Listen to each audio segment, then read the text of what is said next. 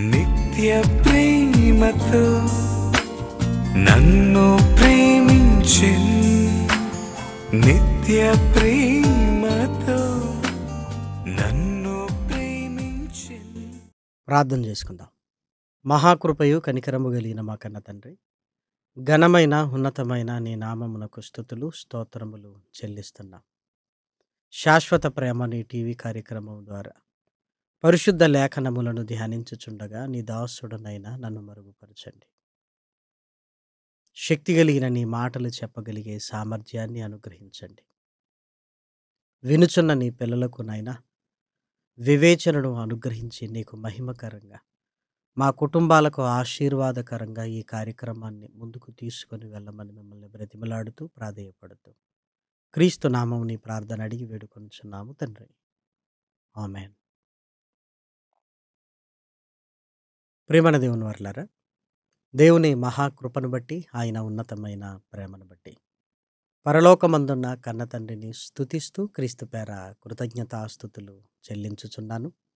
దేవుని పిల్లలైన మీ అందరికీ క్రీస్తు పేర శుభములు వందనములు తెలియజేసుకుంటూ పరిశుద్ధ లేఖనములలోనికి వెళ్ళి ఈరోజు కూడా చక్కటి సంగతులను మనం అందరము కలిసి ధ్యానిద్దాం. దయచేసి పరిశుద్ధ గ్రంథాన్ని మీ చేతుల్లోనికి తీసుకొనండి. ప్రార్థనాపూర్వకంగా వాక్య ధ్యానాన్ని కొనసాగించవలసిందిగా ప్రభు ప్రేమను బట్టి మిమ్మల్ని కోరుకుంటున్నాను. కీర్తనల గ్రంథంలో వ్రాయబడిన మాటలు దావీదు గారి అనుభవంలో నుంచి, దావీదు గారి జీవితంలో నుంచి అనేక కీర్తనలుగా వ్రాయబడి అక్షరాల రూపంలో మన కళ్ళ ముందున్నాయి. వాటిని ఆలోచిస్తున్నప్పుడు, దావీదు జీవితంలోనికి వెళ్ళినప్పుడు కీర్తనల గ్రంథంలో వ్రాయబడిన ప్రతి మాట ఎందుకు వ్రాశాడో ఆయన జీవితంలో స్పష్టంగా మనకు కనబడుతుంటాయి ప్రేమన వారలారా. కాబట్టి దయచేసి కీర్తనల గ్రంథము 7వ అధ్యాయంలో ఉంటున్న మాటలను కొన్నింటిని మనం అందరము ధ్యానిద్దాం. దయచేసి చూడండి. కీర్తనల గ్రంథము 7వ అధ్యాయము మొదటి వచనాన్ని జాగ్రత్తగా చదువుకుందాం. యెహోవా నా దేవా, నేను నీ శరణుజొచ్చి ఉన్నాను. నన్ను తరుము వారి చేతిలో నుండి నన్ను తప్పించుము. నన్ను తప్పించువాడెవడును లేకపోగా వారు సింహము వలె ముక్కలుగా చీల్చి వేయకుండా నన్ను తప్పించుము. యెహోవా నా దేవా, నేను ఈ కార్యము చేసిన ఎడల, నా చేత పాపము జరిగిన ఎడల, నాతో సమాధానముగా ఉండు వారికి నేను కీడు చేసిన ఎడలా. 7వ అధ్యాయంలో దావీదు దేవుణ్ణి విన్నవించుకుంటున్నాడు. దేవా, నేను నీ శరణుజొచ్చి ఉన్నాను, ఇదిగో నన్ను కాపాడుము అంటున్నాడు. దావీదు ఎవరి చేతిలో నుంచి తనను కాపాడుమని దేవునికి మొరపెడుతున్నాడు, దేవునికి విన్నవించుకుంటున్నాడు. అసలు ఈ కీర్తనలో వ్రాయబడిన ఈ మాటల వెనకాలుంటున్న సంఘర్షణ ఏంటి? అసలు ఈ కీర్తన ఎప్పుడు వ్రాయబడిందో కూడా జాగ్రత్తగా మనం చూడగలిగితే 7వ అధ్యాయం ప్రక్కనే చిన్న అక్షరాలతో రాయబడింది చూడండి. బెన్యామీను వంశస్థుడైన కూషు చెప్పిన మాటల విషయమై దావీదు యెహోవాను గూర్చి పాడినది. కూషు దావీదు దగ్గరకు వచ్చి కొన్ని విషయాలు మాట్లాడాడు. మాట్లాడగానే వెంటనే దావీదు గారు దేవుణ్ణి కీర్తిస్తున్నాడు. ఆ మాటలే ఇక్కడ వ్రాయబడింది. కూషు దావీదు గారికి ఏం చెప్పాడు? దావీదు గారు నన్ను తరుము వారి చేతిలో నుంచి నన్ను కాపాడు అంటున్నాడు. ఎవరు తరుముతున్నారు? క్రింది వచనాలలోనికి వెళ్ళినట్లయితే నా చేత పాపము జరిగిన ఎడలా అంటున్నాడు. అసలు దావీదు గారు ఏం పాపం చేశాడు అని మాట్లాడుతున్నాడు? నా చేత పాపము జరిగిన ఎడల, నాతో సమాధానముగా ఉండిన వారికి నేను కీడు చేసిన ఎడల. అంటే నేను చేయలేదు కదా ప్రభువా, నీకు తెలుసు కదా. ఒకవేళ నేను అలా చేసుంటే నువ్వు విధించే శిక్షకు నేను పాత్రుణ్ణి. నేను చెయ్యలేదు గనుక నువ్వేం చేయాలంటే నీ న్యాయమును నా పట్ల జరిగించు అని తనను తాను అప్పగించుకుంటున్నాడు. ఈ సందర్భం ఎప్పుడు జరిగింది? దావీదు గారికి కూషు ఏం తెలియజేశాడు? అసలు దావీదు గారిని చంపాలనుకుంటున్నది ఎవరు? దావీదు ఈ పాపం చేశాడు అని ఎవరు భావిస్తున్నారు? అసలు దావీదు గారి జీవితంలో వచ్చిన ఈ సంకట పరిస్థితులు ఏంటి అని లేఖనాలలోనికి మనం వెళ్లి చూద్దాం. దయచేసి చూడండి. సమూయేలు రెండవ గ్రంథము 15వ అధ్యాయము 13. ఇశ్రాయేలీయులు అబ్షాలోము పక్షము వహించరని దావీదునకు వర్తమానము రాగా. ఈ వర్తమానాన్ని తీసుకొని వచ్చింది ఎవరో కాదు. కీర్తన గ్రంథము 7వ అధ్యాయములో చిన్న అక్షరాలలో రాయబడింది కూషు అన్నారు కదా! అతనే ప్రియమైన వారలారా. వెంటనే దావీదు అబ్షాలోము చేతిలో నుంచి తన ప్రాణాన్ని కాపాడుకోవటానికి వెంటనే అంతఃపురాన్ని విడిచిపెట్టి అక్కడి నుంచి వెళ్ళిపోతున్నట్లుగా లేఖనాలలో మనం చూడగలం. దయచేసి చూడండి 13, 14. ఇశ్రాయేలీయులు అబ్షాలోము పక్షము వహించిరని దావీదునకు వర్తమానము రాగా, దావీదు యెరూషలేమునందున్న తన సేవకులందరికీ ఈలాగు ఆజ్ఞ ఇచ్చెను. మనము అబ్షాలోము చేతిలో నుండి మనము తప్పించుకొని రక్షణ నొందలేము. మనము పారిపోదుము రండి. అతడు హఠాత్తుగా వచ్చి మనలను పట్టు కొనకను మనకు కీడు చేయకను పట్టణమును కత్తివాత హతము చేయకను ఉండునట్లు మనం త్వరగా వెళ్ళిపోదుము రండి. చూసారా? దావీదునకు వర్తమానము రాగానే తన కుమారుడే తనని చంపబోతున్నాడు, తనని చంపాలనుకుంటున్నాడు అనే ఆలోచన కుట్రను ఎరిగిన దావీదు గారు వెంటనే తన వారిని తీసుకొని అంతఃపురాన్ని విడిచిపెట్టి అక్కడి నుంచి పారిపోతున్నారు అని రాయబడింది ప్రియమైన వారలారా. తండ్రి ఎంత గొప్పవాడో గర్భాన పుట్టిన కొడుకుకి అర్థం కాకపోతే ఎలా ప్రియమైన వారలారా? మీరు ఆలోచించండి. దావీదు ప్రేమ ఎంత గొప్పదిగా ఉందో అబ్షాలోము పట్ల మనం చదువుతున్నప్పుడు ఆశ్చర్యం కలుగుతుంది. అబ్షాలోముకు తండ్రి కంటే తండ్రి కూర్చున్న సింహాసనం మీద మక్కువ ఎక్కువైంది ప్రియమైన దేవుని పిల్లలారా. కాబట్టి వెంటనే దావీదు ప్రార్థన చేస్తున్నాడు, విన్నపాన్ని చేస్తున్నాడు. ఏమని? నా శత్రువుల నుంచి నన్ను కాపాడు అని. దయచేసి కీర్తన గ్రంథం 7వ అధ్యాయంలోనికి రండి. మొదటి వచనం. యెహోవా నా దేవా, నేను నీ శరణు జొచ్చియున్నాను. నన్ను తరుమువారి చేతిలో నుండి నన్ను తప్పించుము. నన్ను తప్పించువాడెవడునూ లేకపోగా వారు సింహము వలె ముక్కలుగా చీల్చివేయకుండా నన్ను తప్పించుము. ఇక్కడ సందర్భాన్ని జాగ్రత్తగా ఆలోచించగలిగితే దావీదునకు వర్తమానం వచ్చింది. రాగానే అంతఃపురాన్ని విడిచిపెట్టి తన వారిని తీసుకొని వెళ్ళిపోతున్న సందర్భంలో ఈ మాట మాట్లాడుతున్నాడు అని మనకు అర్థమైంది. ఆ తర్వాత దయచేసి చూడండి 3వ వచనం. యెహోవా నా దేవా, నేను ఈ కార్యము చేసిన ఎడల, నా చేత పాపము జరిగిన ఎడల నాతో సమాధానముగా ఉండు వానికి నేను కీడు చేసిన ఎడల. ఒకసారి ఆలోచించండి. నా చేత ఈ పాపము జరిగిన ఎడల, నాతో సమాధానముగా ఉండిన వానికి నేను కీడు చేసిన ఎడల అంటున్నాడు.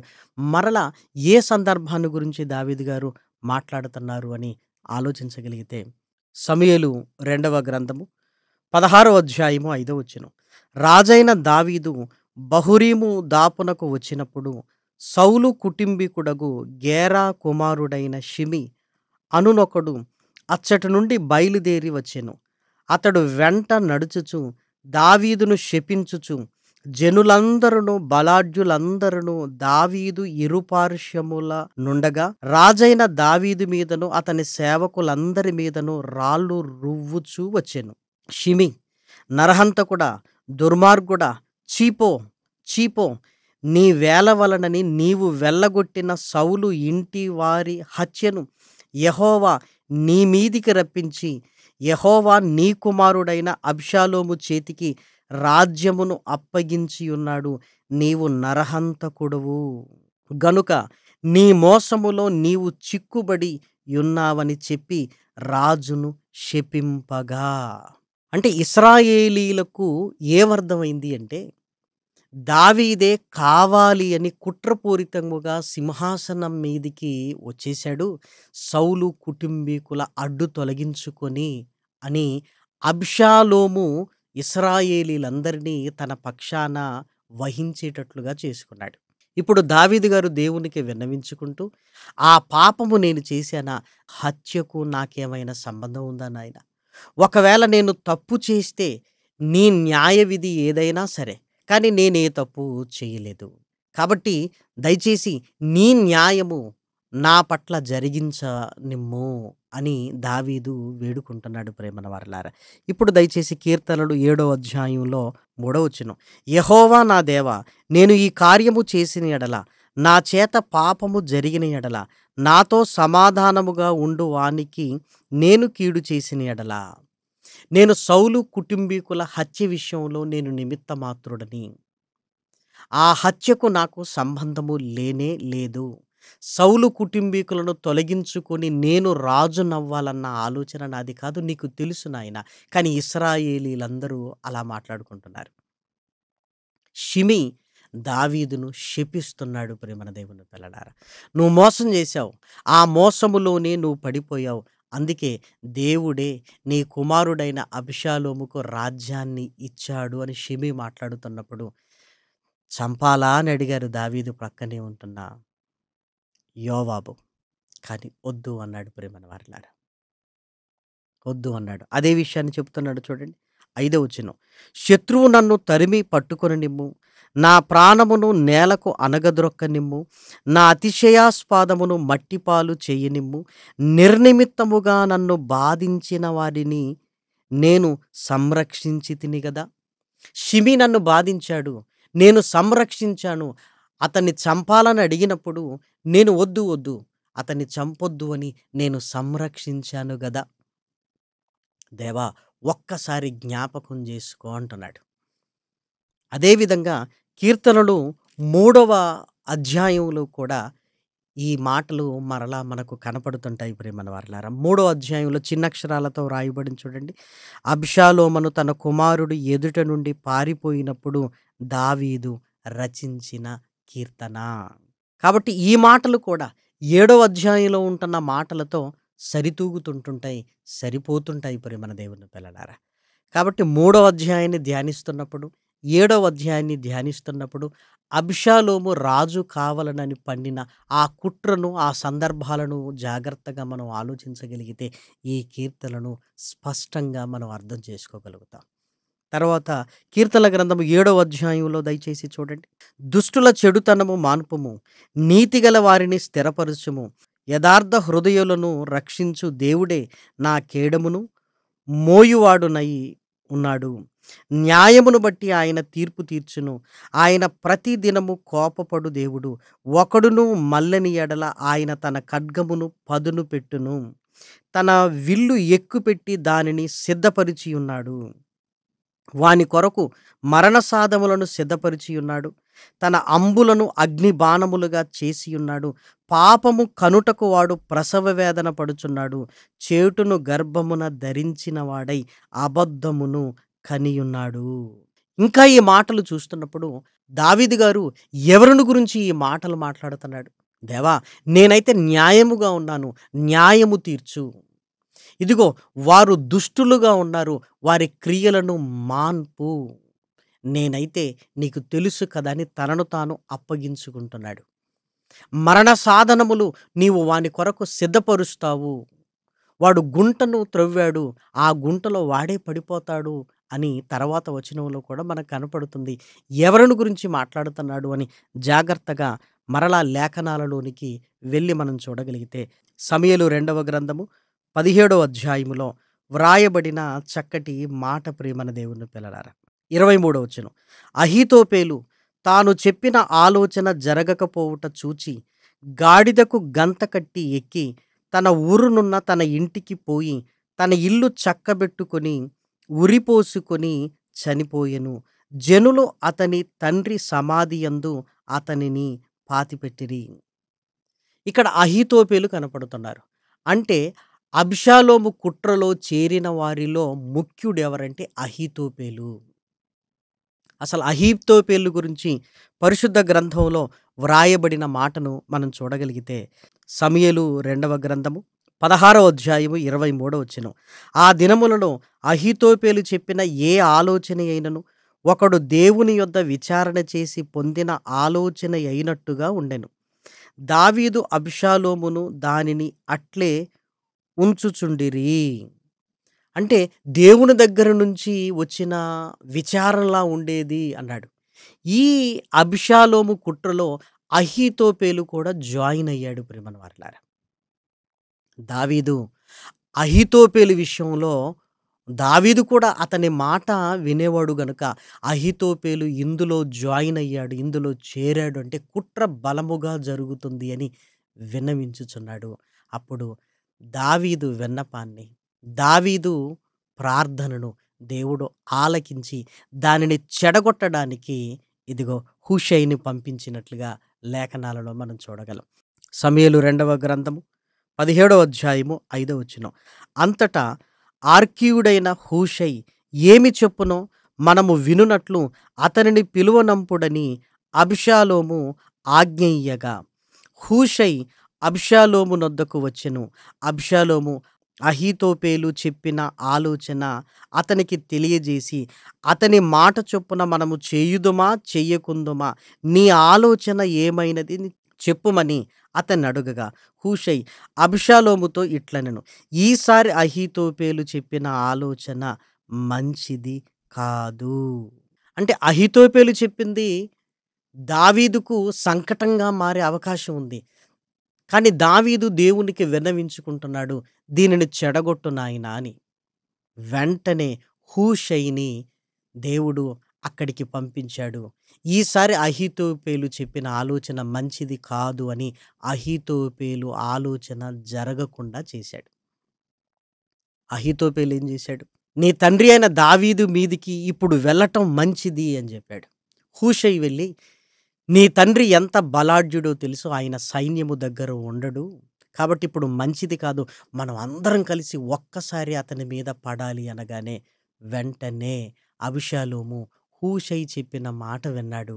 అంటే కుట్ర భగ్నం కావడానికి దేవుడే హూషైని అక్కడికి పంపించాడు. ప్రేమన దేవుని పిల్లలారా, ఇప్పుడు అహీతోపేలు తాను చెప్పింది జరగకపోవటం వల్ల ఇదిగో దావీదు మరలా రాజు కావటం ఖాయం, నేను చెప్పింది వీరు వినటం లేదు అని మానసికంగా కృంగిపోయి నేను చావటం మేలు అని వెళ్ళిపోయి ఉరిపెట్టుకొని చనిపోయాడు. ప్రేమన దేవుని పిల్లలారా, ఎందుకంటే దావీదు రాజైతే కూడా నన్ను చంపుతాడు, కాబట్టి దావీదు మరలా రాజు కావటం ఖాయం, ఈ కుట్ర భగ్నమైపోతుంది, నేను చెప్పింది వీరు వినటం లేదని ఇంటికి వెళ్ళి ఉరిపెట్టుకున్నాడు. ప్రేమన దేవుని పిల్లలారా, కాబట్టి ఈ సందర్భాలను మనం మనసులో పెట్టుకొని మరలా కీర్తనల గ్రంథము 7వ అధ్యాయంలోనికి వచ్చి మనం చదువుకోగలిగితే ఇవే విషయాలను దావీదు గారు అక్కడ ఎత్తి పడుతున్నట్లుగా మనం చూడగలం. కీర్తనల గ్రంథము 7వ అధ్యాయము 13వ వచనం చూడండి.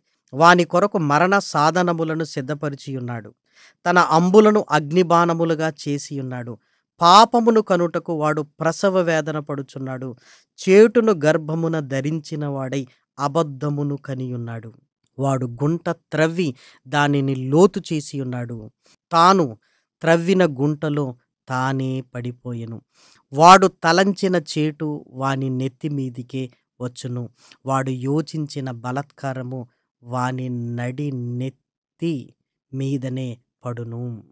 అబ్షాలోమును గురించి ఆలోచించినప్పుడు కుట్ర పన్నాడు, ఆ కుట్రలో తనే ప్రాణాలు కోల్పోయాడు. అహీతోపేలు కుట్రలో జాయిన్ అయ్యాడు, తాను చెప్పిన ఆలోచన జరగకపోవటం చూడగా తనే ఉరిపెట్టుకున్నాడు. మరలా దావీదు రాజయ్యాడు. అందుకే చివరికి కృతజ్ఞతాస్తుతులు చెల్లిస్తున్నాడు. ఏమనంటే, న్యాయాన్ని నిలపగలిగిన గొప్ప దేవుడవు తండ్రి అని. కీర్తనల గ్రంథము 7వ అధ్యాయము 17వ వచనం. యెహోవా న్యాయము విధించువాడవని నేను ఆయనకు కృతజ్ఞతాస్తుతులు చెల్లించెదను, సర్వోన్నతుడైన యెహోవా నామమును కీర్తించెదను అని. అంటే 7వ అధ్యాయము 3వ అధ్యాయాన్ని జాగ్రత్తగా మనం ధ్యానిస్తున్నప్పుడు అబ్షాలోము అహీతోపేలు కుట్ర, నేను ఒకవేళ పాపము చేశానా అన్నది సౌలు కుటుంబీకుల విషయంలో నేనేమీ చేయలేదు కదా అని తనను తాను అప్పగించుకుంటున్నాడు. పైగా షిమి ఆ నింద దావీదు మీద వేస్తున్నాడు. ఆ నింద విషయంలో నేను నిమిత్త మాత్రుడను కదా అని దావీదు దేవునికి విన్నవించుకుంటున్నాడు. తండ్రి, ఇదిగో నువ్వు కలగజేసుకో నాయన అని ఎప్పుడైతే దావీదు మొరపెడుతున్నాడో హూషైని అక్కడికి పంపించాడు. కుట్ర భగ్నమైపోయింది.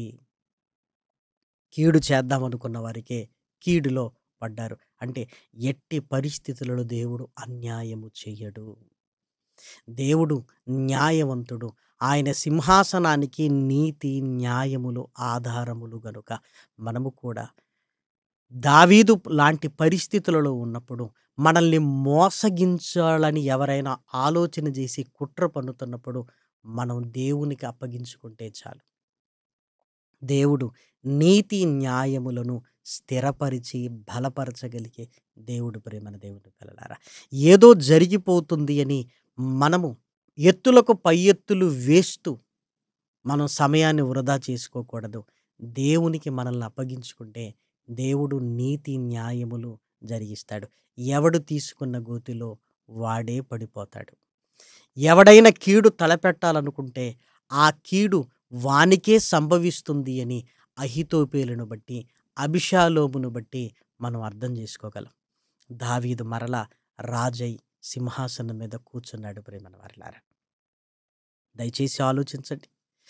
ఎప్పుడు కూడా దేవుడు అనుకున్నదే జరుగుతుంది తప్ప మనుషులుగా అనుకున్నది, మనం ఊహించినది జరగదు. ప్రేమన వారలారా, అబిషాలోము, అహీతోపేలు రకరకాలుగా అనుకున్నారు, కానీ దేవుడు అనుకున్నది జరిగింది. శాస్త్రులు, పరిసయ్యులు, ఇస్కరియోతు యూదా ఎన్నో రకాలుగా ఆలోచించారు, కానీ దేవుడు అనుకున్నది లోకానికి రక్షణ. యేసుక్రీస్తు మరణము ద్వారా లోకానికి వెలుగు కలిగింది. ప్రేమన దేవుని పిల్లలారా, ఇస్కరియోతు యూదా కూడా ఉరిపెట్టుకున్నాడు అన్న సంగతి మనందరికీ తెలుసు.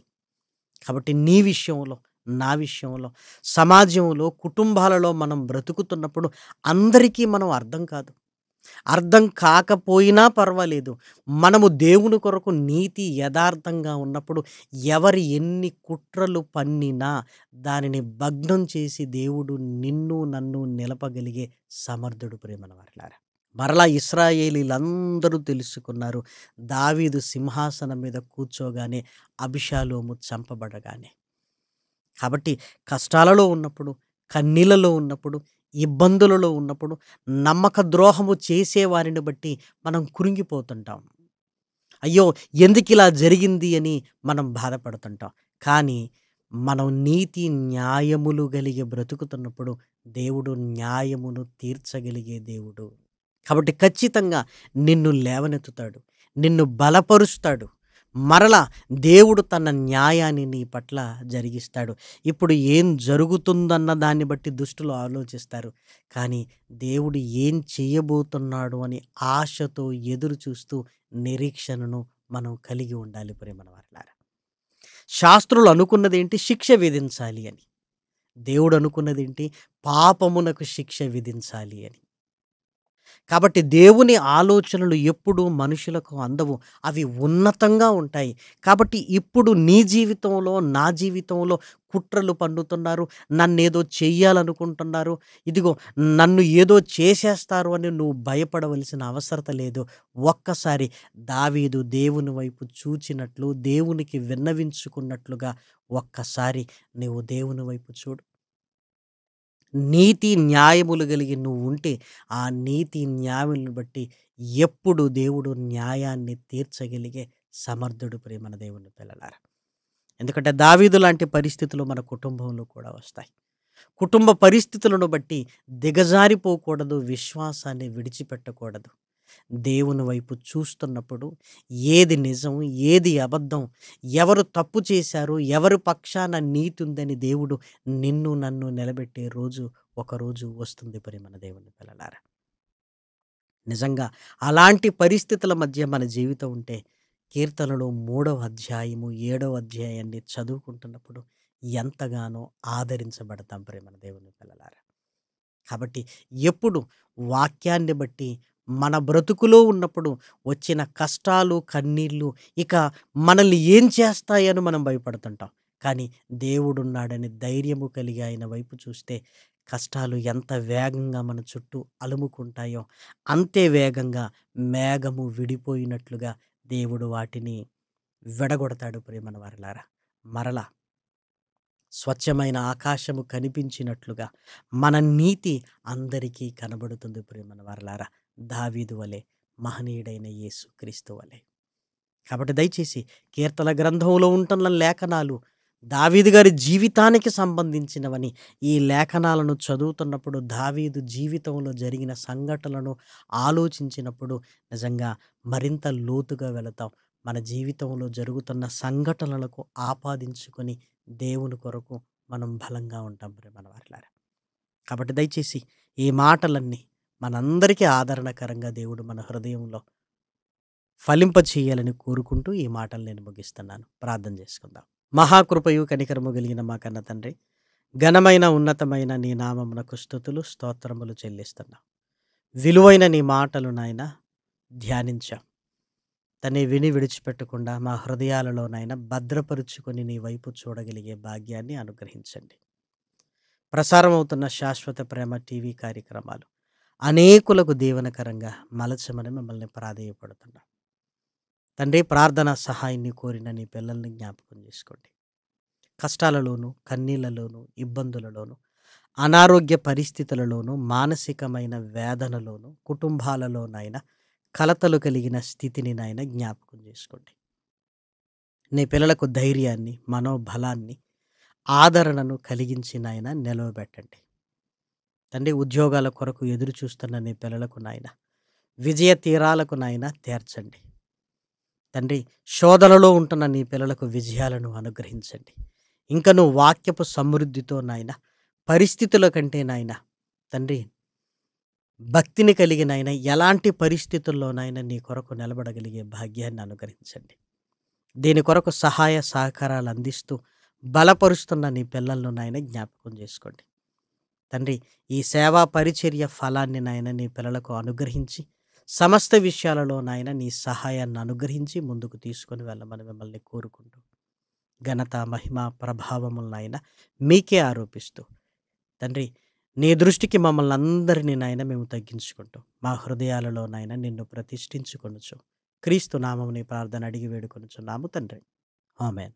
పరమ తండ్రి అయిన దేవుని ప్రేమయు, కుమారుడైన యేసు క్రీస్తు కృపయు, పరిశుద్ధాత్మ యొక్క అన్యోన్యమైన సహాయము, సహవాసము, ఆదరణ సకల పరిశుద్ధులకును ఈ కార్యక్రమాన్ని వీక్షిస్తున్న విశ్వాసులైన మనందరికీ సదాకాలము దేవుడు తోడయుండును గాక.